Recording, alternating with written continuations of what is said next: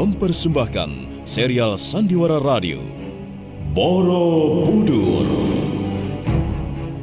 Amitabha. Maaf Tuan, boleh saya ikut duduk istirahat di bawah pohon ini? Tanah ini adalah milik Sang Pencipta. Tentu saja diperuntukkan siapa saja yang berada di atasnya. Silakan ke sana. Maaf di sana. Saya melihat ada kabut sedang menyelimuti hati dan pikiranmu. Iya, saya ini sedang hancur Tuan. Hati dan pikiran saya tidak sanggup lagi bekerja. Sebagai seorang pengikut Sang Buddha, mestinya tidak akan tergoyahkan akan adanya badai. Jiwa saya goyah, pikiran saya kacau, dan hati saya remuk. Ya, akhir-akhir ini saya selalu dirundung resah Tuan.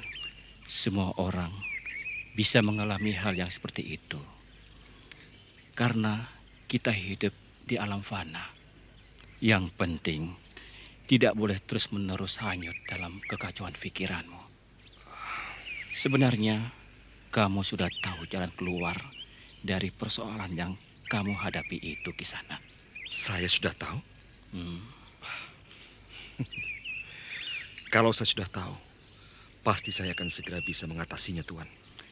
Kamu sebenarnya sudah tahu, tetapi kamu melupakannya karena kamu lebih memikirkan kepentingan pribadimu, mementingkan keakuanmu. Apa kamu lupa pada ajaran Sang Buddha bahwa harus menghilangkan keakuanmu? Iya, saya terlalu mementingkan diri sendiri. Tetapi Tuhan tadi mengatakan bahwa saya sudah tahu bagaimana saya mengatasi hal ini. Ya, dan sebagai orang Buddha tak pernah melupakan hal itu. Apa itu Tuan? Bersemedi.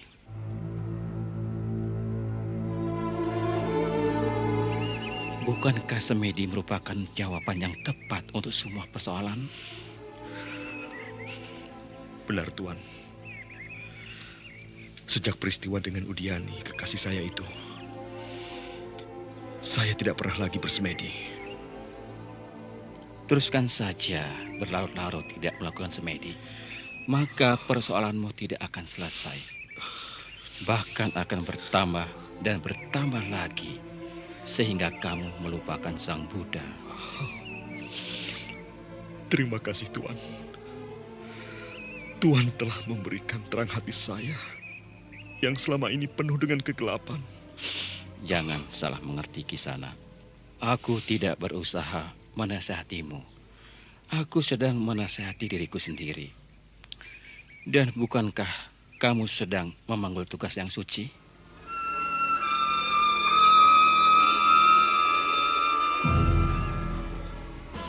Tugas suci? Dari mana Tuan tahu? Loh, kemana biksu tadi? Kenapa tiba-tiba menghilang? Astaga, siapa dia?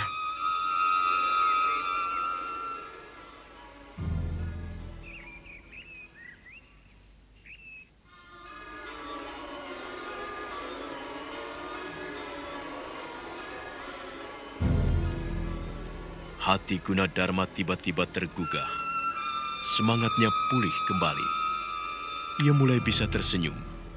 Kata-kata biksu yang terakhir itu selalu terngiang di telinganya. Bukankah kamu sedang memanggul tugas yang suci? Gunadarma segera pergi ke kali untuk membersihkan dirinya. Setelah bersih, ia kembali ke tempat pohon yang rindang itu. Ia duduk di tempat di mana biksu tadi duduk. Ia mempersiapkan diri dan mulai bersemedi.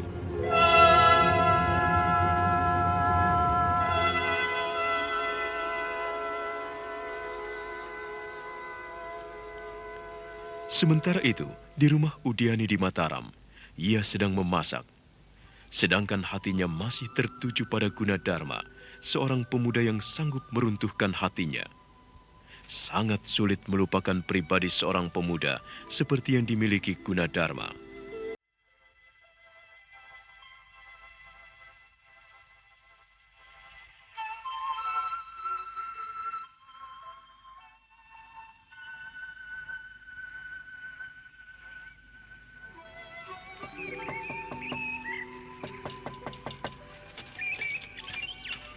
Selamat siang, Dinda Udi. Selamat siang, Tuan Purnawijaya. Sudah aku katakan, jangan panggil aku Tuan, Dinda. Rasanya sulit mulut saya untuk menyebut Kanda kepada Tuan Purnawijaya. Oh iya? Sulit sekali dan kedengarannya aneh. Dinda, kamu harus membiasakan. Kalau sudah biasa pasti tidak aneh. Kedatanganku kali ini membawa kabar yang kurang mengenakkan, Dinda. Kabar yang kurang mengenakan? Iya, Kabar apa? ayahmu Paman Sarwapala tertangkap. Bapak tertangkap. Bapak. Dan sekarang dia di penjara di Iwung. Bapak. Dinda, aku tinggal menunggu perintah Gusti Maharaja Rakyat Pikatan untuk melakukan penyerangan dan membebaskan Paman Sarwapala. Kalau begitu, untuk sementara lebih baik saya pulang ke Mendut. Sebab kalau tetap di sini, apa gunanya? Saya tidak punya siapa-siapa lagi di sini. Dinda, jangan begitu. Tentu saja aku bersedia menemani Dinda. Atau kalau perlu, aku akan menyuruh Emban untuk menemani Dinda. Terima kasih atas kebaikan Tuan. Kanda. Tapi sebaiknya saya pulang ke Mendut saja. Di sana saya masih banyak teman. Dan masih ada kerabat saya. Sambil menunggu bagaimana perkembangan Bapak. Ya. Kalau memang itu yang menjadi keputusan Dinda Udi, baiklah. Aku tidak akan memaksakan kehendakku. Aku akan mengantar Dinda sampai ke Mendut. Kebetulan aku juga ada keperluan ke Kalasa. Ayahku menjadi nayaka di sana. Tidak usah Tuan. Kanda, Kalasya dan Mendut cukup jauh. Kalasya berada di utara timur, sedangkan Mendut di utara barat. Dinda, demi untuk keselamatan Dinda, jarak bagiku bukanlah masalah. Aku justru senang bila bisa mengantarmu. Oh ya, siapkan barang-barang yang akan kau bawa. Besok siang kita berangkat. Akan kusiapkan kuda yang tangguh.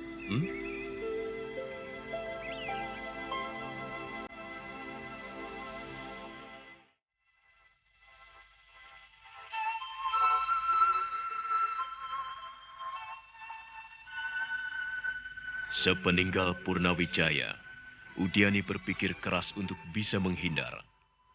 Ia duduk termenung membayangkan boponya yang dipenjara. Titik-titik air mata yang menetes, lambat laun lenyap, lalu berubah menjadi suatu wajah yang cantik, tetapi tegas dan penuh semangat. Ia mengambil daun yang biasa digunakan untuk menulis, yang biasa disebut rontal. Ia bermaksud menulis surat untuk Purnawijaya.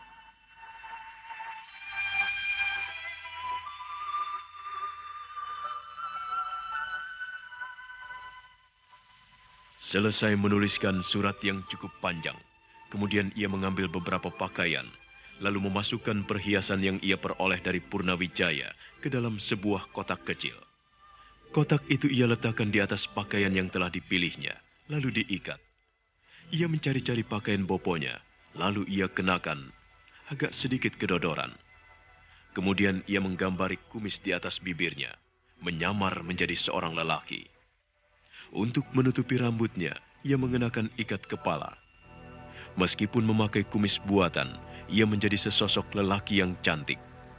Ketika hari masih gelap dan berkabut, subuh itu ia menyelempangkan bungkusan yang berisi pakaian dan kotak perhiasan di punggungnya, menyelinap keluar, lalu mengendap-endap mengambil kuda, dan pelan-pelan pula ia keluar dari Kutaraja.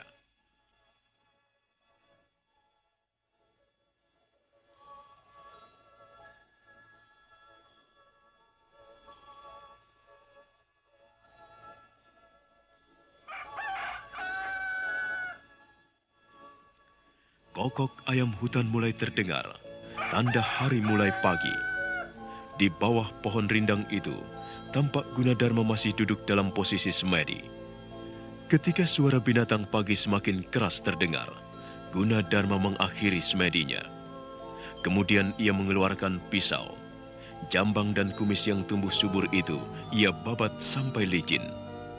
Kini wajah Gunadarma kelihatan tegar dan bersemangat lagi.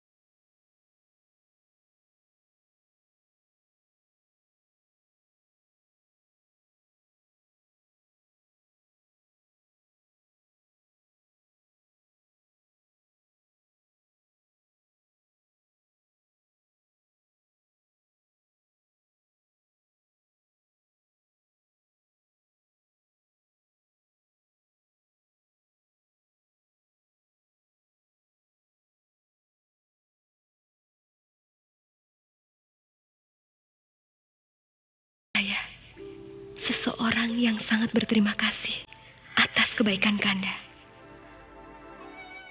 Udiani.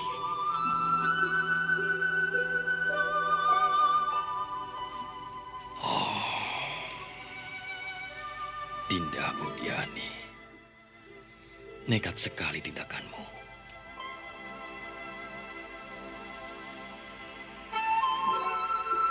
Wajah Purnawijaya kelihatan kuyu. Kini gantian dia yang hatinya hancur. Ia seperti telah kehilangan sesuatu yang dia dambakan.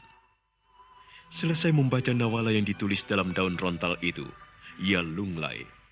2 lembar daun rontal itu ia selipkan di sabuknya. Akan ia simpan sebagai kenangan.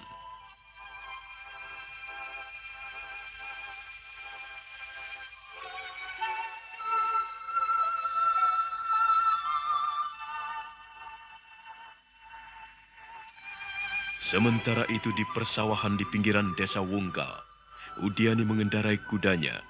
Jalannya tidak lagi kencang. Namun hari sudah mulai senja. Ia harus mencari tempat bermalam. Kemudian Udiani memasuki desa Wungkal. Di pinggiran desa itu, sebagian penduduk sudah ada yang memasang lampu penerang rumah yang berupa sentir atau ublik, sebuah lampu penerang yang biasa digunakan di desa itu. Udiani turun dari kudanya, lalu melangkah mendekati seorang wanita setengah tua yang sedang membuat bantal. Maaf, Nyai. Boleh saya mengganggu sebentar? Ada apa, Kisanak? Maaf. Saya ini seorang pengembara. Saya ingin bertanya, di mana saya bisa menginap di daerah ini? Oh, biasanya para saudagar dari daerah Manca sering menginap di tempat Kitunggul. Kitunggul. Maaf, siapa nama Kisanak?